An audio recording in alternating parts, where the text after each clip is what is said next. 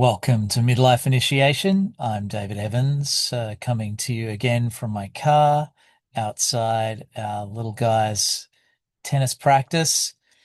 This is going to be the last in this series before I retool and relaunch with the new name of my book.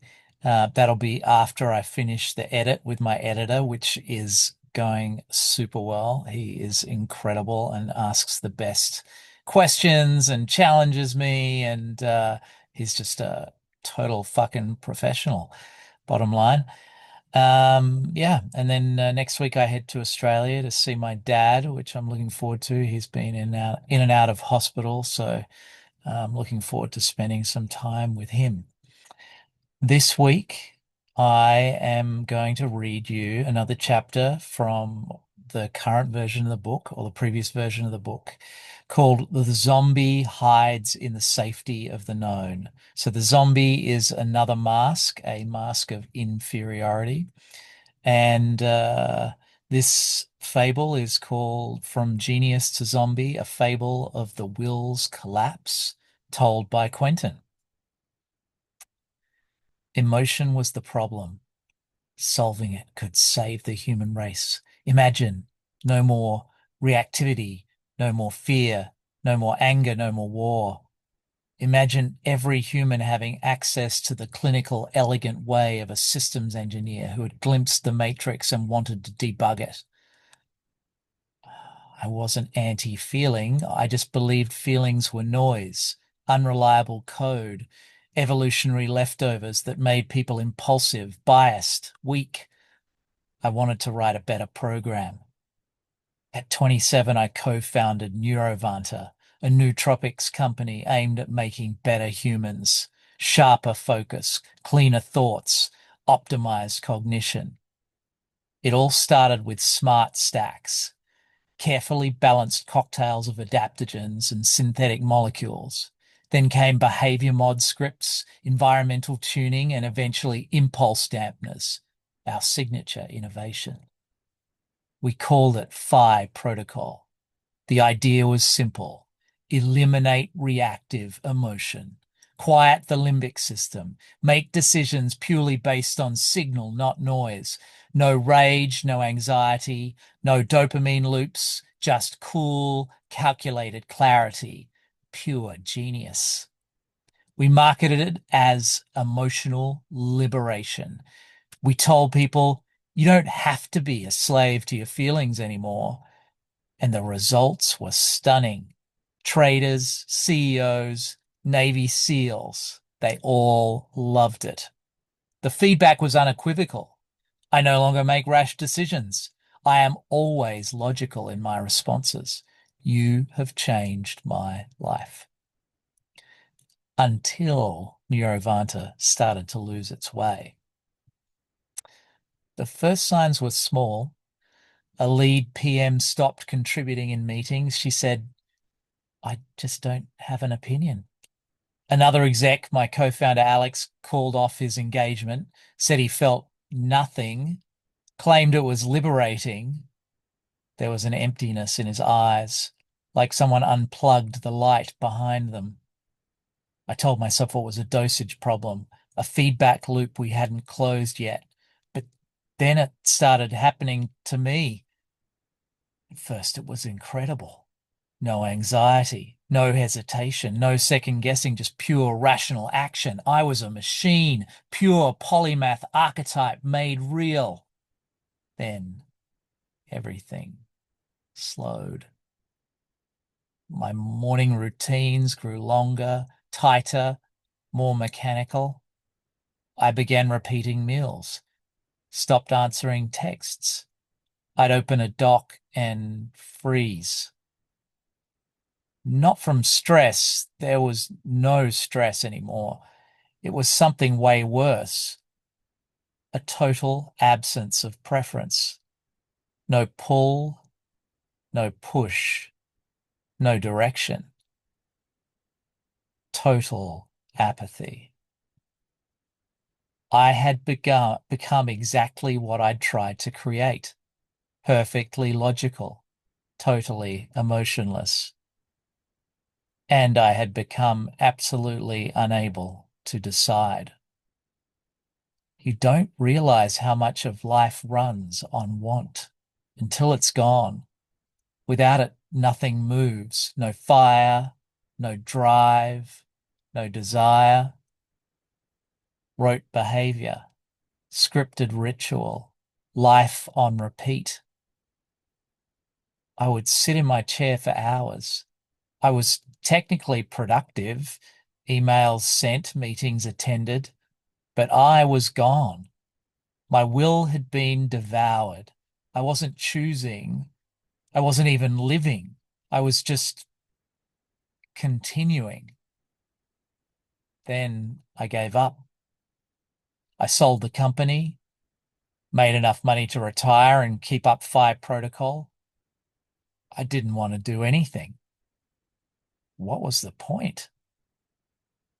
Now I just stay home ordering the same 3 DoorDash orders over and over, watching YouTube's shorts from morning to night. To be rewritten.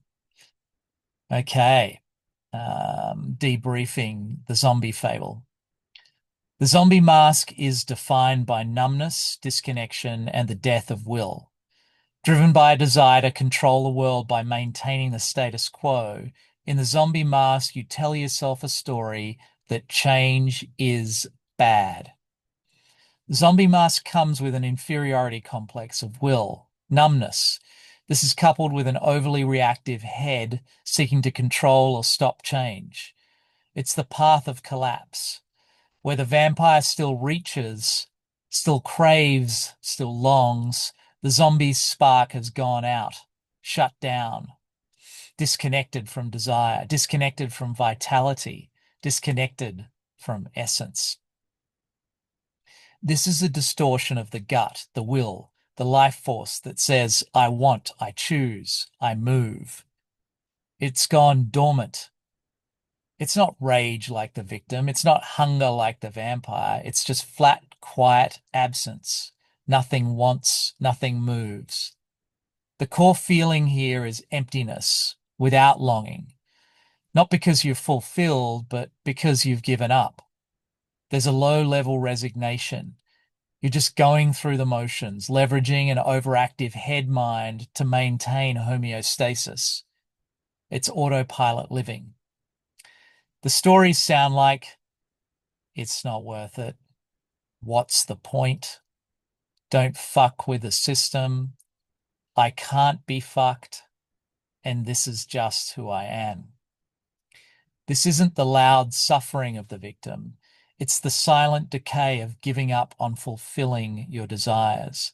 Sometimes it gets labeled as depression, but it's not always sadness. It's more like dullness, a flat line, a life where you've stopped expecting much from yourself or others. Sometimes this path looks passive or obedient. Sometimes it looks numb and checked out. There may still be habits, still be routines, but they're lifeless. Movement without will. In relationship, there's often over-accommodation. You let others lead, you nod, you say yes, but inside nothing is really engaged. The lights are dimmed or totally out. In your body, you'll often see slouching, heaviness, shallow breath. Movements might be sluggish or rigid. Facial expressions, neutral or frozen. There's little aliveness, little glow. Sex, if present, is mechanical, disconnected, or absent. Maybe a little masturbation here or there, porn loops, or disembodied fantasies. Relationships are either one-sided or avoided entirely. And the tragedy of the zombie path is that sometimes you don't know you're suffering. It's not dramatic pain. It's a quiet absence. And it's that absence that becomes the comfort cage. Zombie mode is characterized by habit over intention, comfort over aliveness, and avoidance over intimacy. The animating force of will has been traded for safety, predictability, and low stakes survival. There's a deep attachment to comfort. It's not joy or ease. It's about not having to feel much at all. There's a fear of being shaken, stirred, disrupted. The mindset becomes, as long as I can keep things familiar, I won't have to feel vulnerable. But the cost is staggering. A life without presence, without intimacy, without real experience. There's often a total devotion to habitual repetition.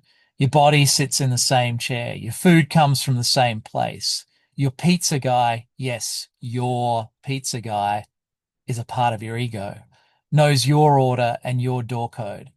Even your thoughts are habitual. There's no examination, no curiosity, just loops. And while it can look like laziness from the outside, it's more complicated than that. Sometimes there's workaholism too, especially when work becomes a way to numb out, to avoid reflection, to avoid feeling or connection. So whether it's lying on the couch or overloading the calendar, the core strategy is the same. Stay comfortably unconscious. If you do have a spiritual practice, you may attach yourself to a teacher who's a protector rather than a mirror. It's not about true surrender, it's about passive dependency. The unspoken hope is that they'll do the hard work for me. This is a path of inertia, of unconscious resistance to growth. And what lies beneath it all is fear. Fear of change, fear of responsibility, fear of what might be unleashed if you actually showed up in your life. In the zombie mask, you might even appear together, even successful, but you're not choosing anymore. You've become a script, repeating behaviors that once had meaning, but now exist only to avoid collapse.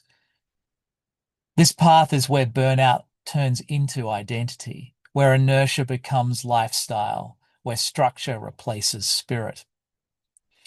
Now you can clearly see the costumes you've been wearing. Are you ready to take them off, or at least start picking at the loose threads? Let's walk to the center. Let the costumes unravel. Transform the 6 masks of separation by walking the 6 paths to freedom with me. Wake up, zombie! Let's do this! Okay, so that's the end of this series. I'll be back in a couple of months, retooled, renamed, and ready to go.